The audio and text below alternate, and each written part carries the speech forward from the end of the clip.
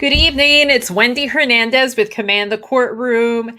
And I say this every week. And every week I'm really excited because every week I have a new amazing guest to share with you. Whoops. Whoops. 1 second. I'm getting feedback. I'm sorry, I had my YouTube on another channel. On another link or another tab. My husband always tells me close the tabs. Like, why do you have 8,000 tabs open? But anyways, what I was saying is I'm really excited because I have another fantastic guest for you. And let me pull up her bio, which I had open before I had to close the tab.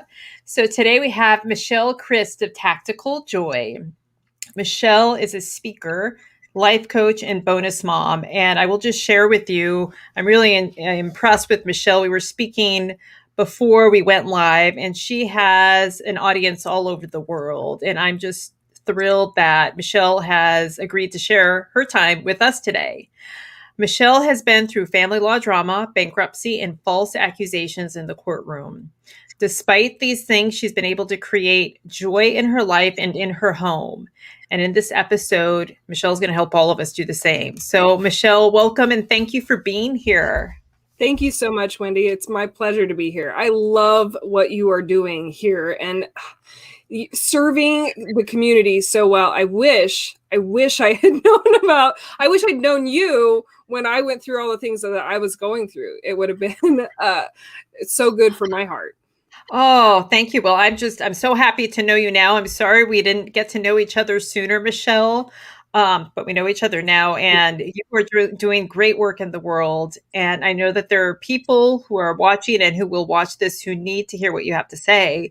So, do you mind sharing a little more about what you do, Michelle, and how it came to be, and some of the drama that I was referencing earlier?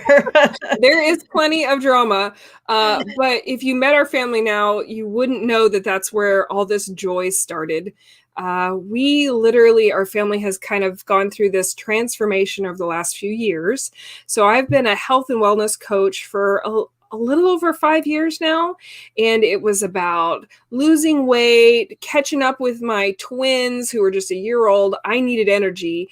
And 30 days into that journey, my bonus son, who was 12 years old at the time, attempted suicide. And talk about ringing a bell in your life, that things can't stay the same. And I say bonus son, some people would say stepson, but I will tell you, he made me an Instamom, him and Lily. When I met their dad, it was a package deal, and I fell in love with all of them. And blended families are a hard thing. And everybody was doing their best. We were trying to do right by the kids. Everybody felt like, you need to get your version of everything's perfect, or I don't know, like everybody's trying to define their ruler. And I sat ringside to two people who used to love each other that would yell and talk to each other and not hear the other one. They would say the same thing.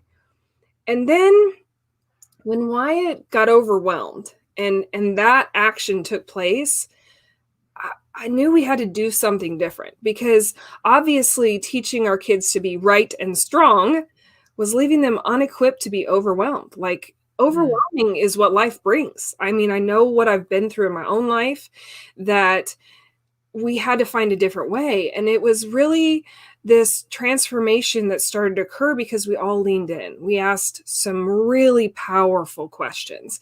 And so over the last few years, that really gelled with my health and wellness coaching, that power questions can change lives.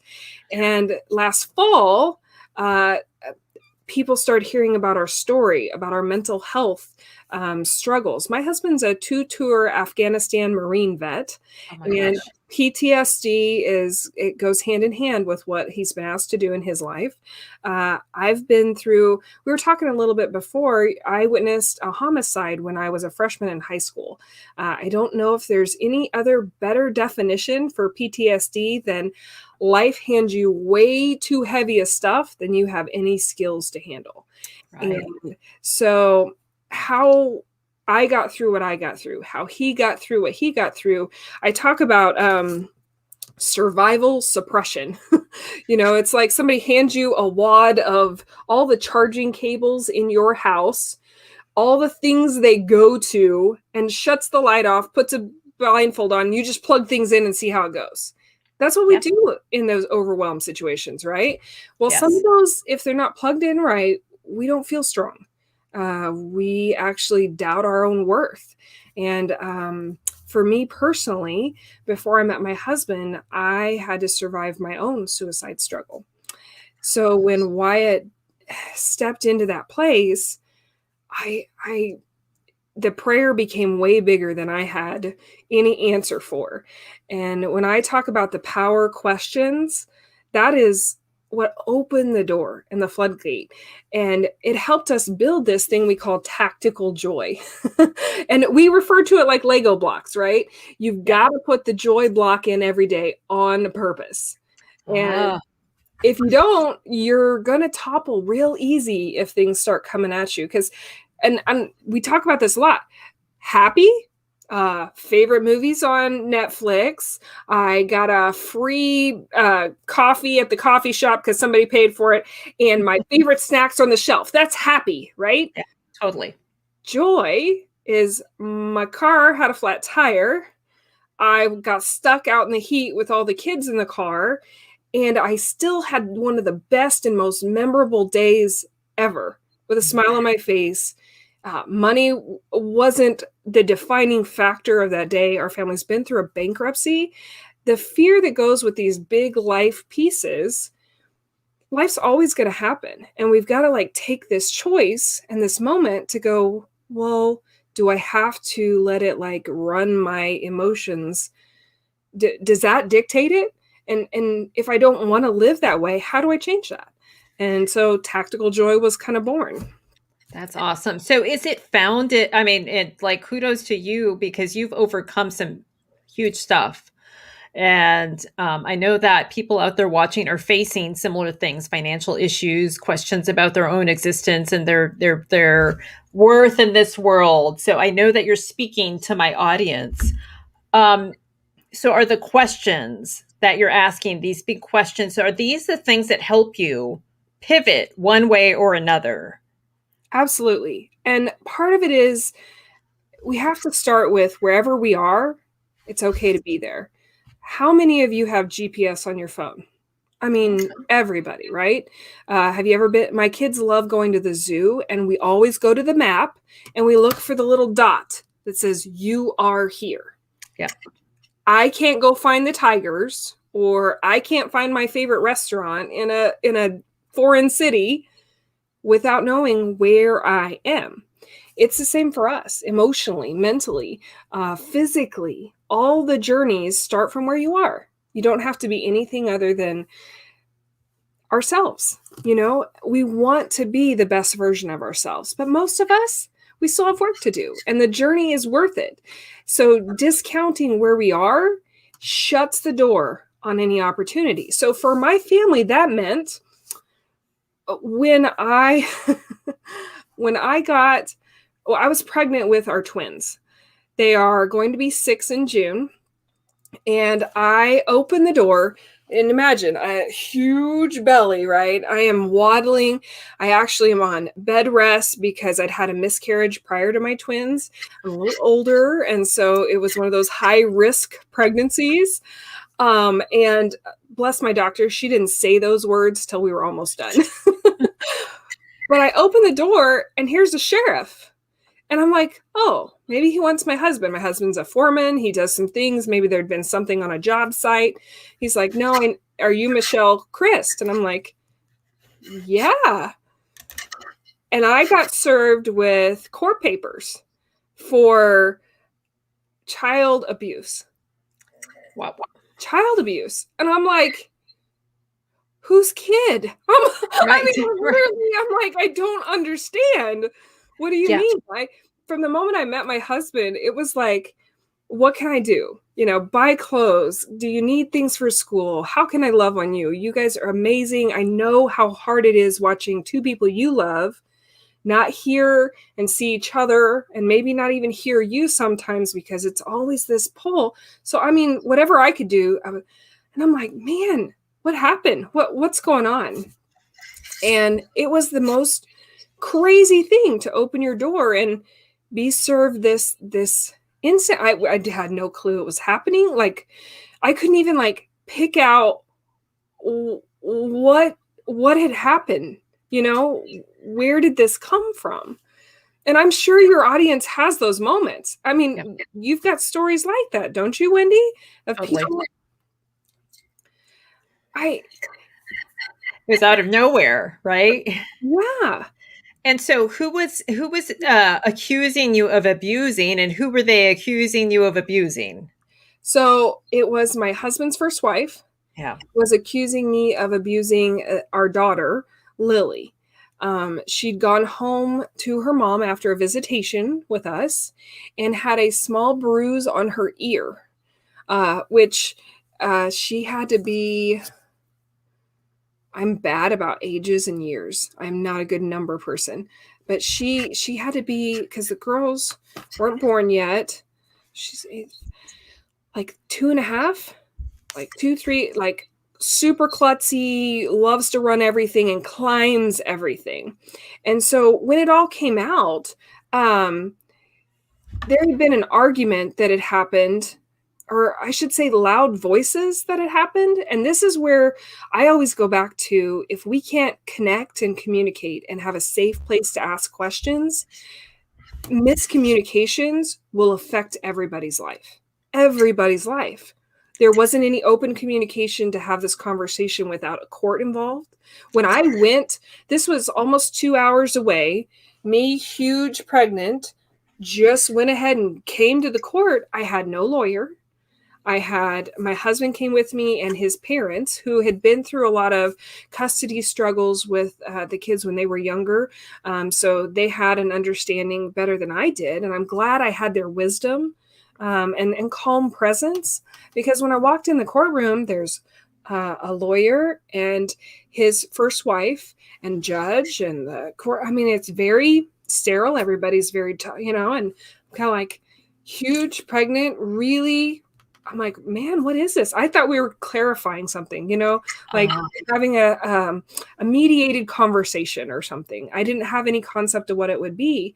And when we got in there and had the conversation, I'm glad that I was comfortable enough to just speak and ask questions, use the communication skills I had to help clarify as best as I could. Because what had happened was I had had bleeding that weekend that they'd visited, and we had thought we'd miscarried the twins. And so I did not know how to share that with the kids. So I was very quiet. I was not my normal connected self. And I was laying in bed trying to navigate. They could tell something was wrong. I mean, kids always know. And so they were on me. And Lily was on and off the bed, on and off the bed, on and off the bed. And I couldn't quite see her. And she started eating a highlighter. And I'm like, girl, you got to go play with your dad in the other room. And so then I got up and I was frustrated and mad at myself because I'm not supposed to be getting up. I should have just hollered at him, but I'm like, just go. And so when I sent her out of the room, she then left Wyatt's eyesight. He couldn't see, and he could hear my frustrated voice and my actions. There was a big tub of toys, and I like tossed it up the stairs. She was already around the corner, like dancing that she was out and gonna play with the toys, and he can't see her. He thought I was mad at her and had chucked a thing of toys at her, which was nowhere near hitting her. I mean, it was complete misunderstanding. And sharing everything in the courtroom, I thank God, because we had a very understanding, and the judge was amazing. He helped explain to me what I needed to talk about, how the proceedings were going to go since I didn't have a lawyer, what the risks were. He was very informative and gave me good space to just share and give them the information they needed. And I didn't actually have to do any defense because they got through the first half. And he said, so here's what would happen. If there was an act that needed defended, we would now proceed. He goes, I don't think there's been any act that needs defending. And so we all got to go home, and then we got to rebuild relationships with the kids because they're terrified. They didn't know why they couldn't come see us on all the weeks that were before the court visit. But if nothing else, there is this deep value of understanding how important it is to pause and communicate till everybody understands. We have those moments with our family.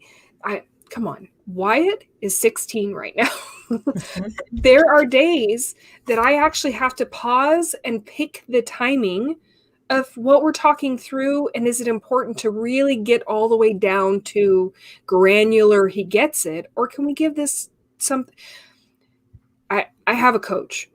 If anybody is in that place in life, I will tell you one of the biggest things I recommend is linking arms. Success leaves clues, and having connection with somebody that is on that journey or 5 steps ahead of you, you will go so much faster. Well, my coach said something one day and I was like, ooh, I didn't realize this.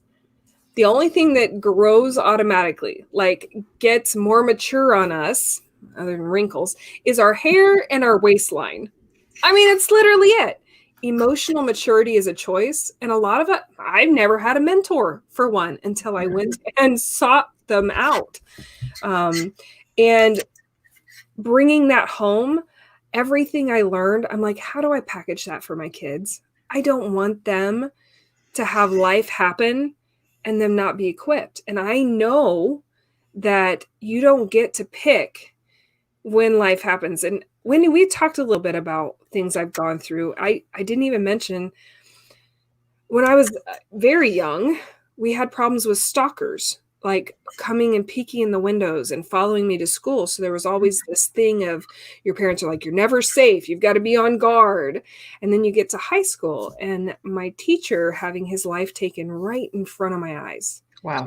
And then going in the courtroom to recount seeing one of the most horrendous things I'd ever seen. When life brings you those moments, life flattens out. It becomes like this 2-dimensional TV show. And I always wonder a little bit with our kids and having their cell phones and everything's flat and 2-dimensional right there. Life isn't that way. There should be connection. There should be pull. There should be passion. There should be creativity and curiosity. Can I ask you, Michelle, and I agree 100%. I have never been in that space where I was in such despair that I felt suicidal, for example. Or I was thinking of harming myself.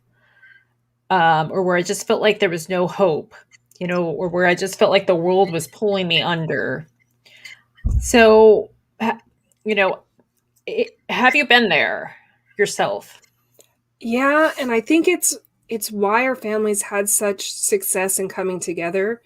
There wasn't just one of us with a storm needing fixing, There was 3 of us under some really duress and we were in the same hole and trying to help each other build something. So when I got that point, it was everything in my life hurt. I didn't think I understood anything about my own worth. I thought there was none.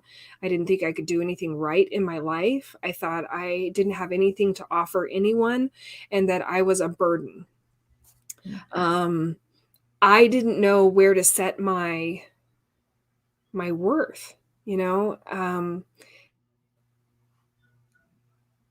I remember the pain just being so much. I had cried and cried and cried, and I was wedged between the wall and my bed. And on my bed, it was everything that I was done. Everything was prepared. It's right there. And I was just at that point where I was done hurting, and it seemed like I'm sorry, I don't know what that is, and I don't know where it is. That's okay. That's my okay. Husband, and it was buried underneath this stuff on my desk. Oh, I'm so sorry. But so wedged right there between the wall and the bed, no tears left. And I'm like, okay, It's okay. And I rely heavily on my faith. And a lot of it has to do with this still quiet moment right there. I was introduced to Jesus as a kid, and I understood who he was and the concept, and I believed in him. But I always thought, okay, I'm waiting for my life to happen. You bring me whatever blessings you need to bring me. I'm ready. And I got very empty waiting. Right then and there, it switched a little because it's like this small voice says, I need you to just take one more breath. And I'm like, that's too small of an action. That's not important enough. Just take one breath. So I take one breath. And as I take it in and out, I'm like, I still hurt the same. Nothing changed with that one breath. Take one more. It's like I was held long enough in that moment that all I could ask myself, all that was being asked of me, was just take another breath. And eventually, I started remembering things like, hey, I've broke a bone, and that healed. Mhm. I've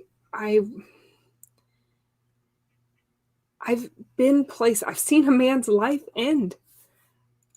And I've also seen people light up when I smile and see them. Just connect. Say hello. Like, acknowledge that they are human and are there too. And something shifted. I found that just because this was pain, that doesn't mean that was the bottom. And just because a breath seemed too small didn't mean it wasn't incredibly impactful and worthy.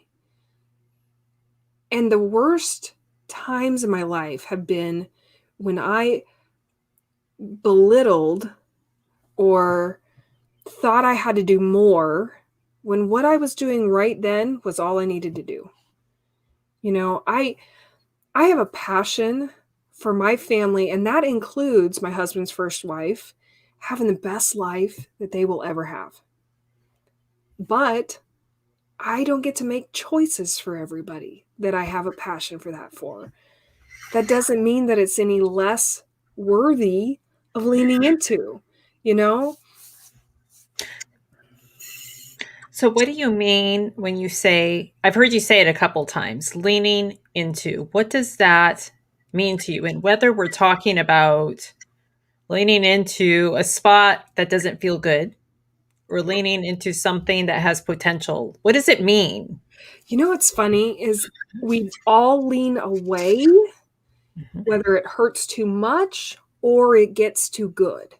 We have this this is my zone, like my comfort zone. We all know that, right?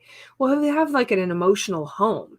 And one of the things I work with my bonus daughter on, when she has a really good day, she usually starts getting a little bit like she backs up and she gets a little standoffish. And I have to go, it's okay for today to be the best day you've ever had.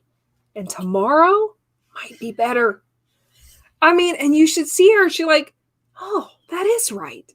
And darn it, I have to remind myself of that. I have spent more of my life on the rough side, not having money to pay bills, not believing in myself that it was okay to be where I was at. So when we come into these like hard places where we unplugged and plugged things in and just to survive, sometimes we have to lean into those and they hurt. So this is going to seem completely trivial, but it has my life shifted over a laundry basket. Can I share about a laundry basket? Please do. I'm intrigued. So as a mom of twins, all the things happening, trying to juggle it, and this year everybody needs a mask. Everybody needs a mask, right? And you got to have them, and you got to be having them before you go on the bus. And there's so many masks, and there's so much laundry, and I hate laundry baskets. Hated. It's not so bad anymore. I was like, oh, it drives me crazy. We need to put the clothes away. We have like systems so that mom didn't freak out about laundry baskets. And leaning in is not, hey, let's create a system to take care of freaking out about laundry baskets. Leaning in is going, why do you freak out about laundry baskets? It's clean laundry. And if it's dirty, what, and so leaning in is asking like the peel the onion question. It usually gets a little uncomfortable. I peeled that onion, and that laundry basket problem turned into I wouldn't be able to afford to buy a new mask. I was going to lose my home. And since I'd lost my home before, and all the things that have ever gone wrong in my life were going to go wrong again because the laundry's not put away in the laundry. Yeah, they totally go together, right? Yeah. I have never lost my mind about a laundry basket again. Yeah. It's that lean in. It's crazy. So it's asking the big questions like why are you freaking out? Why? Yeah. And who's asking the question? Are you asking the question of yourself, or is it your husband who's asking you when like you start to freak, or what is that? You have to be a little gentle with that one. And we're still practicing the skills of asking each other. That's like coach realm. Like Yeah. I am used to slogging into that with the people I coach. I can ask gently, but the people you lived with, they've seen you in your underwear. So we don't always ask things right. And one of the things when the people you're around the most, we stop being actively curious. And so sometimes questions seem like a fight starter, right? And Totally. so we've been practicing different ways to do that. But ultimately, we have to recognize where we're at and decide where we want to go. It's that same GPS moment. And if we're not where we want to be, what do we need to do to change that? And there are ways that you can use your connection with the people in your life. I call them mirrors, people that see you as you are or will reflect back. So when I say, hey, eating healthy is important to me and being active, and they go, Michelle, during COVID, you've put on weight and you don't go out and work out as much and you're letting everything run your life instead of staying on top of that, I get to go, yeah, that happened, and here's the deal. I'm going to give you a free jar. I wish I have my mason jar, but refillable for everybody, always unlimited refills. It's called compassion. It opens the door to everything. We can own that, hey, I did those things. I feel this way. Again, it's okay to be where I am, and it's okay to dream about where I want to go. And until I'm compassionate for the self that has to start taking the steps, I can't find the path. I don't care if you find the best mentor, the best self-help book, the program that has it all. Until you compassionately own where you're at, those are all just great strategies, good books for reading. Exactly. You can't walk them. I talk to so many people who don't have self-compassion. And I think actually I lack a lot of that for myself. But, just my clients and stuff, they're ashamed because of whatever they did in the relationship or staying as long as they did, whatever, and they don't have the compassion. They can't forgive themselves. It's a journey, and it's not I talk about building joy daily because as well as I can build, and I am a very great artist in my own world, I'm very creative and I can build. I still have to build it again tomorrow. When it comes to joy and belief, you have to actively build them. Somebody commented about the active part. You've got to lean in. It's engaging on purpose. And it's not that you have to do it perfect every day. I talk a lot about the 1% and the 99. If you have 100 things that you do in a day, we almost automatically, it's biological, we will come up with the 99 things we did wrong. And it takes a good friend or a mirror to remind us that, that one thing you did better than yesterday, if you keep going on that, it becomes exponential. In a year, it's not 365% better. If you check the math on that, it's almost 4,000% better. Oh, wow. It's nuts. It's crazy. So, and that's interesting because I observe, for example, in my daughter who's 10 and I adore her. What I observe about her is that I feel like she has you're right, because I think I I lean more towards negative, but I'm able to catch myself more often than she is. But I just notice about her kind of a negativity set point, and I think, how can I help her start to shift this without it coming off as nagging or annoying or just overbearing? Yeah. Do you have thoughts, for anybody who might be dealing not with just a kid, but Sure. a mother, a spouse, a boyfriend? Coworkers. I mean, Yeah. a lot of the stuff you'll talk about, I talk about, we don't need to put our armor on at home. We need to be able to have an oasis, a place to just be ourselves. Well, it kind of trickles outwards, right? Mm. And I will say that the minute you acknowledge you're on a journey together, even though you're leading, even though you're going to stand in front and defend if need to be, it really is a journey together. And do you know, have you ever pictured who you will be as adults? You guys get to share space as adults someday. What kind of relationship do you want? And if you can picture that, it makes it easier to talk to the young lady that's becoming that person, that friend, that amazing daughter relationship that you're heading towards. Because when we focus in and get too great, like, oh, your laundry is never put away. I always go back to laundry, but if your Yes, room's that's not me. clean, Yeah. your grades are not on point. Our fear, they don't have the vision because they don't have the life years. We're putting all those life years magnified into this one little point. And well, we know what happens when we take a magnifying glass and put it on an ant. The ant does not survive. It catches fire. It's bad. Right. So we have to remember that emotional maturity piece is understanding that this is fear. I don't take action out of fear. Deciding who you are, opening to your kids. My struggle and going to court, I did not know how to own where I was and tell my kids, I'm having a hard time today. I'm crabby. And I love you guys. And I think I'm going to be nitpicky. So give me extra hugs and patience, because then I get to just be human. And you know what happens? They get to be human. They get permission. So what I heard from you, could I give you a coaching moment? Straight up, what I heard from you was, I struggle to give myself compassion.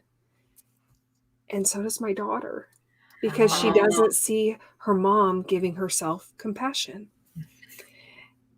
So when you both get to practice it together, it's what I love about the time I've spent with Wyatt. Oddly enough, all the self-help books I've read gave us good foundation, but playing games with my family intentionally, playing the game he wanted to play, like in weeks, we way outpaced the progress we'd made in months. Wow. And we have intentionally been pulling all this together and playing on purpose with each other. And it pinnacled in a game of rock, paper, scissors. I'm not even kidding you. You get to see the ripples every once in a while. I'm a happy sharer. I will always share good recipes. I couldn't shut up when I felt better and had more energy as a mom. It just is part of who I am. But what happened one night, we were out to eat.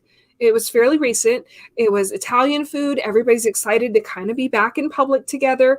But this Italian place, we live in a small town. I have a nice little farm. And when you go into town, you almost always see this lady named Rosie. She runs the place, and she knows everybody's favorite order. She runs around. The place just hums and follows the tune of Rosie. She wasn't there that night. And bless their heart, the menu is still fine. These people are still kind, but the music was not the same. You could feel the difference when you were in there. And as we sat down, we had the two littlest ones, Wyatt and Dad. I don't think Lily was with us.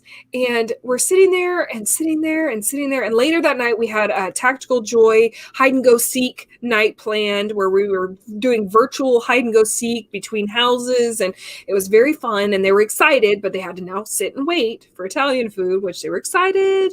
Sit and wait, sit and wait, sit and wait. We were listening to our neighbors talk about the boss that didn't do something, and the coworker that did, and these over here, well, the cousins, they're in jail. And I mean, everybody's conversation was heavy. And they were stressed. You could tell the workers were just like, oh, here's your bread, here's your water, here's your, don't look at me, don't look at me. And my husband caught it before I did. I didn't own where we were. I just was feeling the feelings rather than going, oh, that's that feeling. Do I want to stay here? Do I want to do something different? He goes, rock, paper, scissors, shoot. Everybody at the table, hands up. We played like 3-4 rounds. We made it a game. Like if everybody did the same, then, whoever got it, and then, oh, you won. And it was not about the winning. Whole restaurant shifted. There was laughter when we were done. There were people talking about things that made you smile to hear them share. The whole place lifted. That was a moment where I got to see the ripple. I didn't do that. My husband did that. Tactical joy, like the phrase tactical joy, was born because my husband kept asking for time to himself. When you're in a codependent relationship, or maybe you're both broken in the same way. It's one of the reasons my husband and I met and connected so well, is because we were broken in similar ways. We could understand the things we struggled with. But at some point, we were both called on to grow within ourselves and choose to grow together. And it's been an amazing journey, but it was hard to hear that you want to go spend more time hunting, or you want to go do these things. And I was like, Then I realized how much better he showed up in the house, how much more we connected, and he heard me and I heard him. We weren't dealing with he was putting blocks of joy intentionally in his life. I'm like, dude, you're a Marine. You love tactics. I love Sun Tzu. I mean, art of war, tactical joy on purpose. And I didn't realize it was a novel idea, but when you put it that way, people are like, oh. And then you find ways to do it in little bit. It took me a while to find my first block of joy. It was painting. I used to paint forever ago. I had been collecting paints and brushes, but hadn't done anything in 20 years. I painted. My community went crazy. I'm being interviewed again next week, or tomorrow. Tomorrow morning, I've got to go meet a lady that they're talking. I've had art that's been looked at all over the world, and I'm just kind of like, but that was my joy. And I'm like, you know what? I'd put it away because it wasn't my to-do list. It wasn't my to-do list. It wasn't needing to done. Well, I didn't have the energy to done anything. Exactly. Yes. And so doing the thing that lit me up, my husband took a step back, a demotion at work, like he asked for it. And they all thought he was leaving and quitting or something. And he's like, no, I've been a manager for you for a number of years, and I love this company. I have way more fun digging in the dirt. Oh. And he does. I call it his church. Like before we knew what tactical joy was, when you have that thing that you do that you light up, I love to play games. I love personal growth and development. My husband knew I was talking about somebody's personal growth development in this seminar from like across our church. You're talking 50 yards. He's like, were you telling them about that seminar? And I'm like, did you hear me? Was I that loud? Oh, he goes, no. He goes, you light up.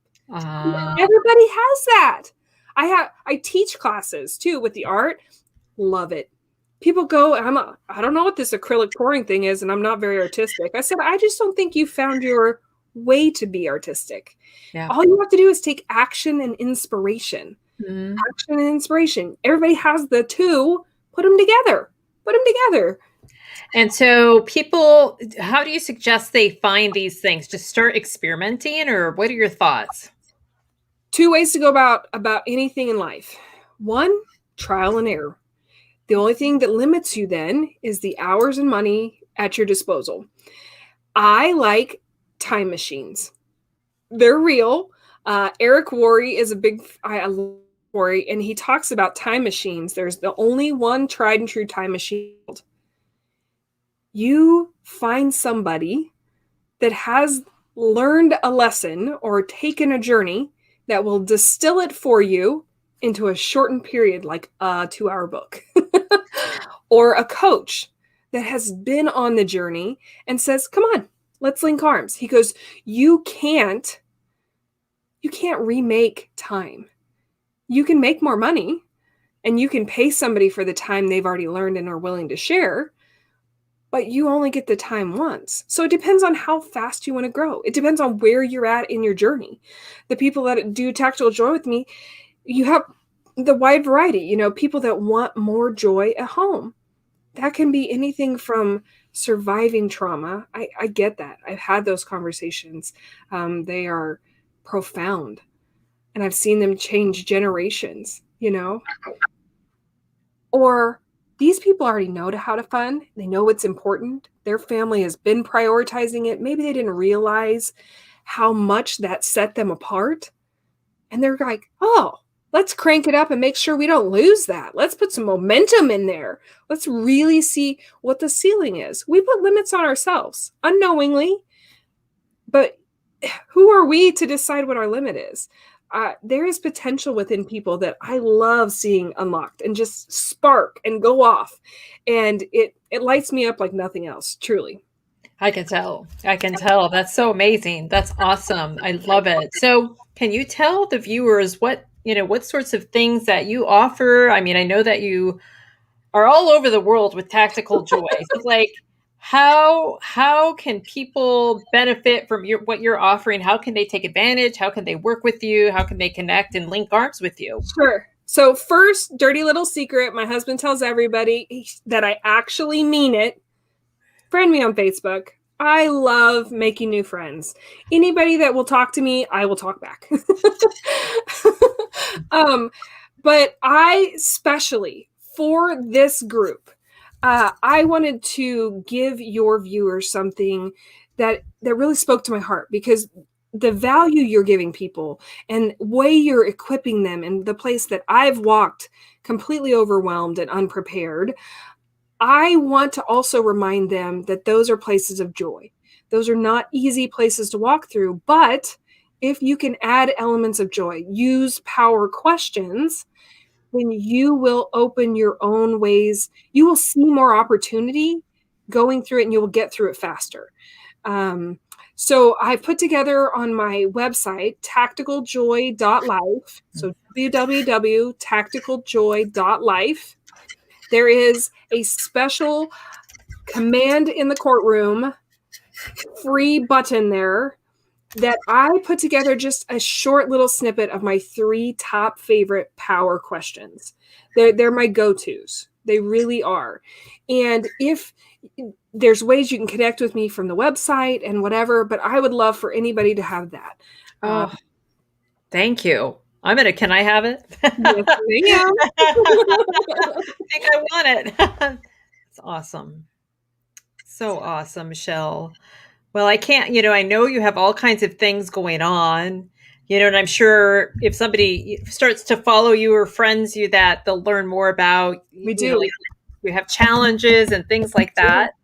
We have stuff coming up, and I told you I wasn't going to get into it because I don't have it all quite ready to hit the public. We've got a couple private people that already know, but it will be coming soon. So if you keep an eye on social media or my website, or if you go grab the free resource, just let me know that you want to know about upcoming events, and I will be happy to let you know. Because playing together, it doesn't matter.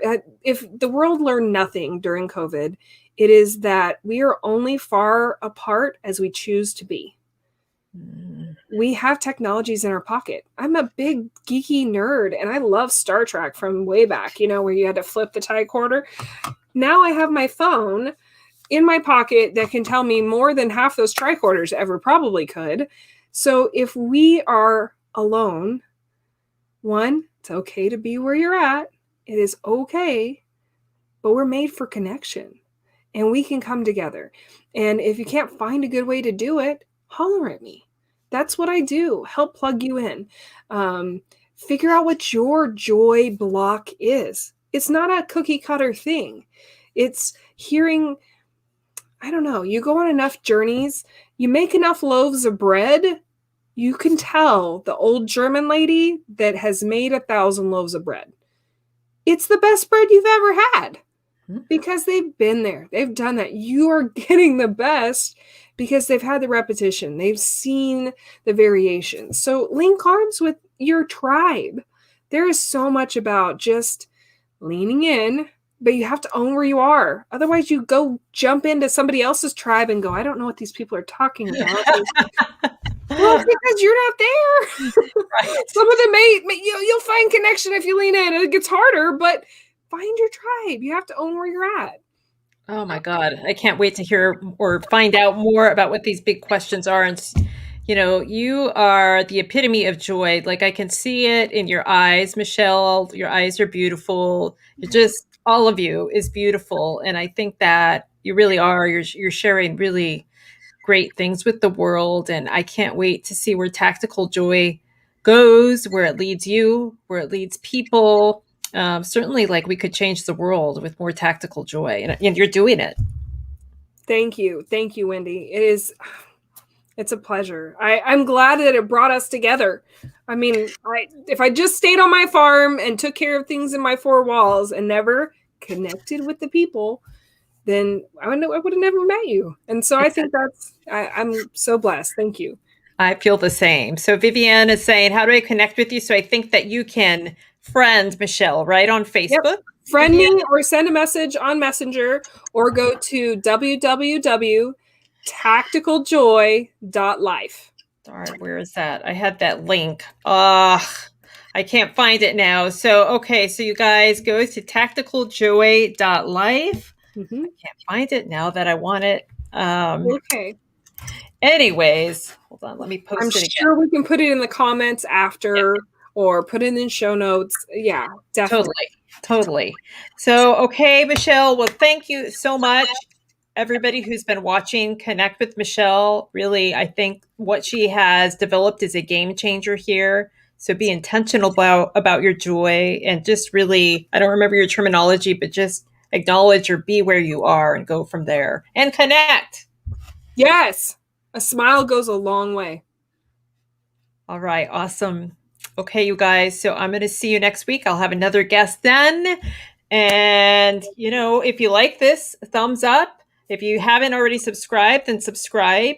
But until next week, keep on trucking and remember to get out there and command the courtroom. And I'll see you then. I love that. Thanks, Michelle.